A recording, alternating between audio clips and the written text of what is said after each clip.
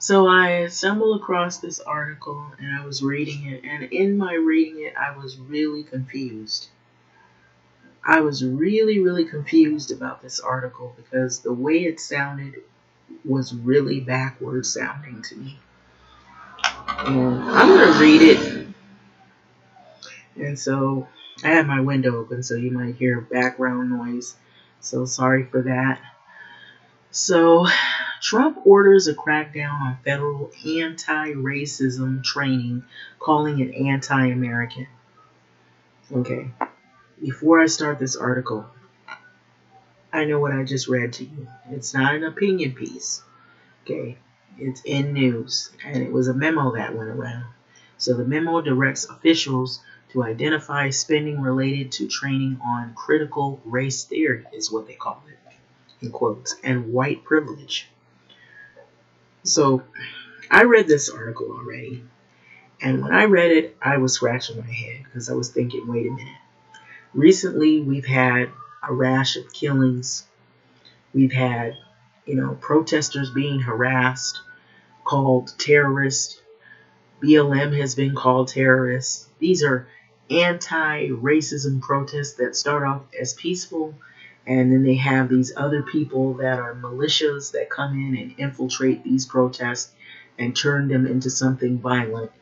And then we have other people that are somehow off, and they claim that they're a part of these peaceful protests, and they're not really a part of it. And they infiltrate the group, and they make the group look as though that they're violent, and then they start the melees.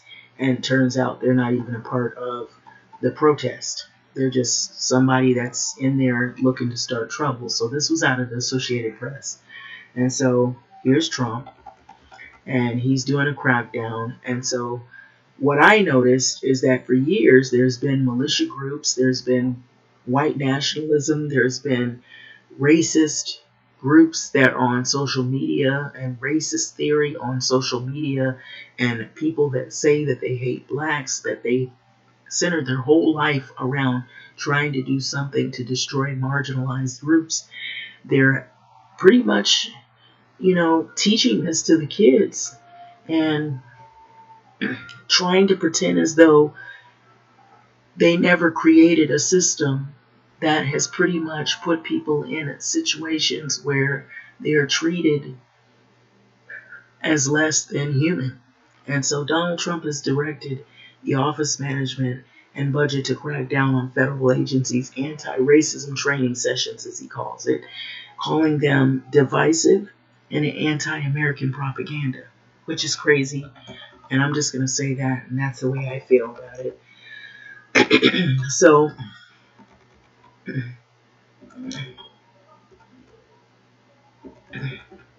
so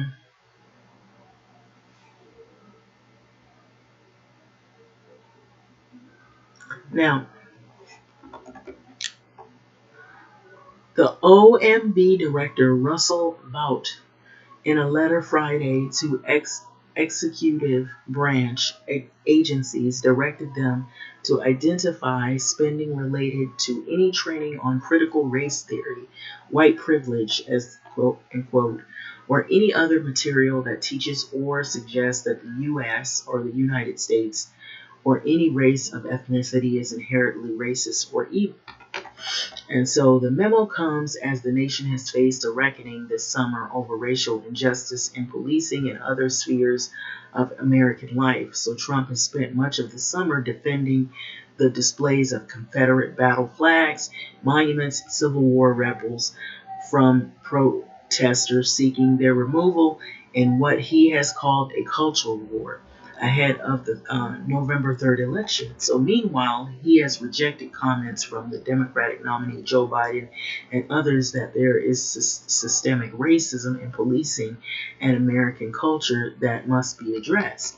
So Vought's memo cites the press reports as contributing to Trump's decision, apparently referring to segments of Fox News and other outlets that have stoked conservative outrage about federal trainings. So Vought's memo says that additional federal guidance on training sessions is forthcoming, maintaining that the president and the administration are fully committed to the fair and equal treatment of all individuals in the U.S. So the president has proven a track record of standing for those whose voice has long been ignored. Okay, I don't think that part is true, but this is what he's saying, okay? So he's claiming that he has been standing in the gap for people who have long been ignored, who have failed to benefit from our country, and has offered, and he intends to continue to support all Americans regardless of race, religion, and creed, he added. And so this is coming from Trump. So the divisive, false, what he claims is false, demeaning propaganda of critical race theory movement is contrary to all we stand for as Americans and should have no place in the federal government. But this country was built on racism, and that's how most people ended up that you see that are African American ended up in the situations that they're in, faced with. And so there's been a lot of evidence, a lot of literature, a lot of history behind that. And there have been a lot of other things that have contributed to people's demise in this country that have to do with racism and discrimination. And so it isn't a theory, it is a fact. It is many facts, many situations in people's lives that have put them in situations where they have had to struggle based on historical systemic racism. It's in the school systems, it's in housing, it's in the banking system, it's even in the federal government. It has to do with some of the dealings with IRS as well, involvements from back in the time where it was pretty much deemed okay to just be outright nonchalant about the system that was put in place. It's been perpetuated by the very government he claims that they're creating this anti-racism thing, which really it was the other way around. And so maybe if they're trying to create an anti-racist environment, maybe they're trying to correct the wrongs of what is done in the past. Maybe he should think about it in those terms. But I'm just going to say this. There's been a lot of things that I've been noticing. There's been a lot of more protests. Those protests are not going to stop. They're going to keep going. They're going to get worse. I'm going to include this in here. They recently halted the evictions.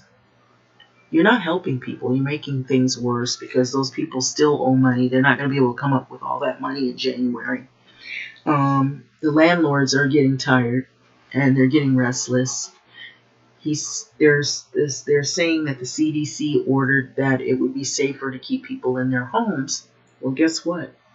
You're also putting the owners of the properties at risk of a situation because they also have to pay a mortgage. And so if you don't give them the income that they need to keep things afloat, some of the small property owners, then they're going to be out on their ear as well. You're putting their lives in a situation as well. And so maybe the bigger, landlords, maybe have a little more money they can stretch, but that's not all the landlords. And so it seems really like they're kicking the can down the street, as they say. With the mortgages, halting those and halting all of these things. And then what I also heard is they automatically, some homeowners were complaining that they automatically were put in the furnace. And so, okay, some people do need the help, and they need this. But there are people that are taking advantage of the situation, and it makes it harder for those who really need it. Also, I'm going to add, I heard that these eviction halts and, gaps in between where they're trying to, stop things are actually not really protecting all of the renters. So there are strict guidelines that they claim that they have. And so you can look those up. I've also noticed that there were some protesters that they have been killing as well. Killing protesters and claiming that the protesters are part of some kind of terrorist group. When they start off doing peaceful protests and then they come in with these unmarked cars and these people, these troops, and just bombard these protests and then turn them viciously violent because they antagonize the protesters. I've even heard one article I saw where one of the officers, he actually yanked the mask off of a protester. So they're treating protesters as if they're malicious. And meanwhile, nationalism of white people, white nationalism, can thrive. The Boogaloo Group, which is a white racist organization, and they carry guns, Trump's not going after them. Also, there are many other posts that are on social media, and there's sites that you can go on and talk about people in such harsh manner that are not white, and talk about killing them, and talking about killing their race, killing their whole entire family. There's horrible things that are online like that, and he's not going after that. You know, these Confederate monuments are a symbol of hate, but yet he wants to preserve that. And he says that people that are trying to promote ending these racist bigots and what they basically stood on all these years, he says that they're anti-American. It's the other way around. That's the way I'm going to look at this. I think it's crazy, if you ask me. And you don't have to like this video, but that's my opinion right there. I'm entitled to. And he's only making things worse, exacerbating the situations, even on the evictions. Because if you don't come in with a program so that people can have their rent canceled, and you just halt the rents, then you expect them to come up with a lump sum of money, which a lot of these people, they're already living rent burden. They're not going to come up with that money in January. So you're going to still have the homeless crisis that's going to explode. So, and this virus, this thing is not going away. And I heard about that little theory online where people were saying, oh, the virus doesn't really kill you. It was all those other health issues, and the people who had all these health issues, that was what killed them, not the COVID. No. If you have HIV and you contract it and then your T cells get low and you die of all these other things, the HIV, had you not have had it, you may not have had low T cells and died of all these other things. So people who had high blood pressure, they had cancer, or they had all these other illnesses that were morbidities, is what they call them. Had they not have caught the COVID, maybe they would have lived a little longer. So yeah, COVID is a killer. It can kill you. It treats some people different. Some people get mild cases. Some people get more severe cases. From what I heard, the more severe cases happen to people who are already sick with other illnesses. And so, having said that, I'm going to let this video go. Like, comment, subscribe, and thanks for listening. I just think that this article was just really backwards. You know, saying that people who are trying to fight against racism are anti-American. Thanks for listening.